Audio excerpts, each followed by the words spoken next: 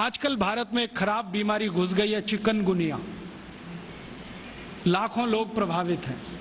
मैं 6 महीने से गांव-गांव घूम के उसका इलाज कर रहा हूं और आपको सुनकर ताज्जुब होगा, ज्यादा लोगों को इलाज में मैं एक ही बात बताता हूं, तुलसी का काढ़ा पी लो, नीम की गिलोय होती है ना, उसको भी उसमें डाल लो, थोड़ा सूंठ डाल लो, थोड़ी छोटी पीपर डाल लो, बस ये 4-5 चीजें, और थोड़ा गुड़ डाल लो क्योंकि ये कड़वा इतना है कि पी नहीं पाओगे।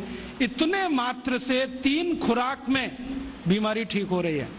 और जो एलोपैथी से कर रहे हैं ना, बोवेरॉन के 3-3 इंजेक्शन ठोक दो, डाइक्लोफेनेक दे दो और पैरासीटामोल भी दे दो, जो तुम्हारे पास है सब दे दो।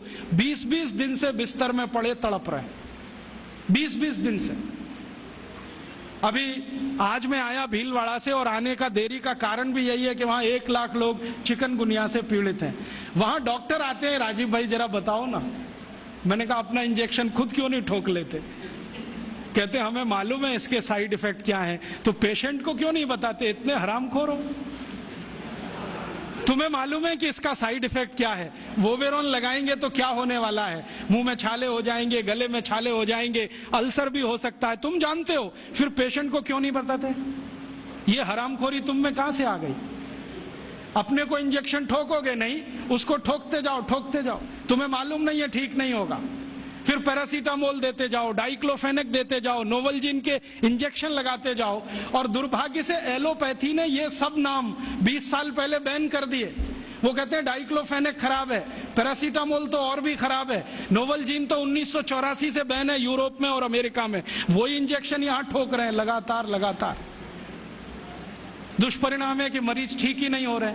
और मैं आपको मेरा अपना तजुर्बा बताता हूं। आप में से कुछ विद्यार्थी होम्योपैथी के हैं, आप जानते हैं कि होम्योपैथी की बहुत सारी दवाएं आयुर्वेद से ही निकली। तुलसी है ना, उसी से ओसीमम है। ओसीमम की 3-3 खुराक देके कर्नाटक में 70,000 रोगियों को चलता कर दिया, और वो 20-20 दिन से एलोपैथी खा रहे थे, रिजल्ट नहीं आ रहा है।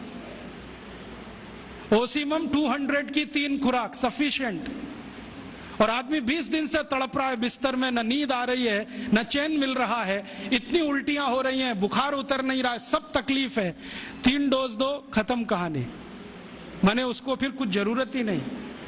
और फिर आज स्थिति यह है कि कर्नाटक सरकार ने हमारे ये कैंपों के रिजल्ट देखने के बाद अपने डायरेक्टर्स और ज्वाइंट डायरेक्टर सबको लाइन से लगा दिया, जाओ राजीव दीक्षित के पास, सीखो उससे वो क्या दे रहा है और रिजल्ट क्यों आ रहे हैं। हमने 70,000 पेशेंट को दवा दी, 6 मरे, और उन्होंने 1,22,000 को दी, उसमें से मुश्किल से 6 बचे।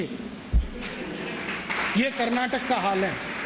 कर्नाटक में चिकनगुनिया इतना बुरी तरह से फैला है, कोई गांव नहीं बचा जहां चिकनगुनिया ना हो। मेरी तो स्थिति यह है कि कार्यकर्ता कम पड़ गए, डॉक्टर कम पड़ गए। अगर मेरे पास 1,000-2,000 डॉक्टर होते तो हम कर्नाटक के उन लाखों लोगों को बचा लेते जो मर गए पिछले 6 महीने। महाराष्ट्र में भी यही है। रिजल्ट मिलते हैं उन दवाओं से, तो भरोसा क्यों नहीं करें उनके ऊपर? ओसीमम तो तुलसी में से ही बनी है भाई, और तो क्या है, डाइल्यूशन फॉर्म में है, बस इतना ही तो है।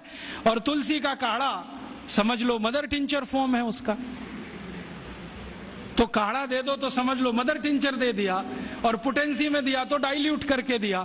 और आप जानते हैं कि ये आयुर्वेद का ही सिद्धांत है कि औषधि की मात्रा जितनी कम रखो, असर उतना ही अधिक है। होम्योपैथी तो इसी पे काम करती है। तो अपने विज्ञान में दम तो है, अपनी विद्या में दम तो है, बस इसका प्रचार करने की बात है। प्रचार कौन करेगा? आप करेंगे। और इसका सबसे सरल तरीका है वॉक एंड टॉक। सबसे सरल तरीका। अगर आप इसका अपनी विद्याओं का प्रचार करना चाहते हैं, सरकार तो करेगी नहीं, क्योंकि वो एलोपैथी के चंगुल में फंसी है। हमारी सरकार के 2 मंत्रियों का तो मेरा तजुर्बा है पिछले 6 साल में। जब मैं उनके पास गया स्वास्थ्य मंत्री को मिलने के लिए, वो कहते राजीव भाई ये सब हमको समझता है, कर कुछ नहीं सकते, क्योंकि ऐसा जकड़ के रख लिया है। तो मैंने कहा इसमें आग तो लगा सकते हो, आग ही लगा दो, हनुमान जी की तरह से रावण की लंका एक बार जल जाए, कम से कम कहानी तो खत्म हो जाए। तो कहते हैं उतनी हिम्मत अभी तक नहीं आई है, आ जाएगी तो वो भी लगा देंगे। तो उनमें तो आने से रही, क्योंकि वो तो फंसे हैं अपने स्वार्थ में। आप इसको तैयारी करो, एक ना एक दिन ये विदेश से आई हुई चिकित्सा पद्धति के तंत्र को ऐसे ही उखाड़ के फेंकना है जैसे ईस्ट इंडिया कंपनी को उखाड़ के फेंका था हमने तो। क्योंकि ये जो विदेशी चिकित्सा पद्धति है इसमें कोई दम नहीं,